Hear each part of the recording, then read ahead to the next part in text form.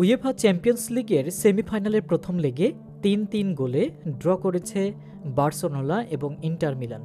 Olympic Luis স্টেডিয়ামে সফরকারী দলের করা ৩টি গোলই অবদান রাখেন ডেনজেল ড্রামফিস, করেছেন জোড়া গোল, বাকি গোলে সহায়তা করেছেন।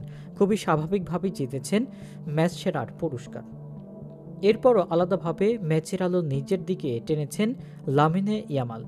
তাই এই চ্যাম্পিয়ন্স তরুণকে নিয়ে প্রশংসায় পঞ্চমুখ হয়েছেন ইন্টারের প্রধান কোচ সাইমন ইনজাগি। ম্যাচের ২১ মিনিটের মধ্যে দুইবার এগিয়ে যায় ইন্টার।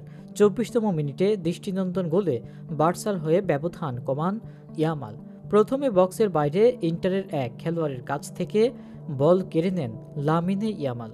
এরপর বক্সে ঢুকে অতিথিদের কয়েকজন ফাঁকি দিয়ে দারুণ এক শটে জাল কাঁপান এই স্প্যানিশ ফরোয়ার্ড। শুধুই তাই নয়, এদিন বেশ কয়েকবার অতিথিদের রক্ষণে হামলাও দিয়েছেন ইয়ামাল। সুযোগ পেলেই ভীতি তৈরি করছে প্রতিপক্ষের খেলোয়াড়দের মনে।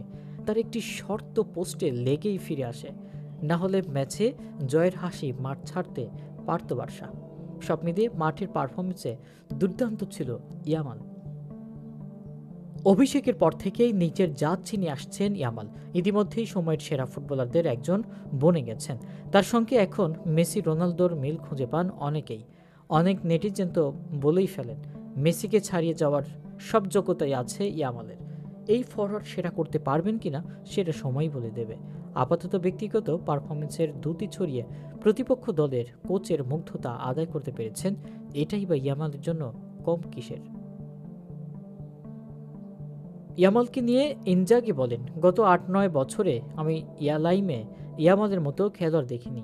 তাকে আটকে রাখার জন্য আমাদের ৩জন খেলোয়াড় রাখতে হয়েছিল।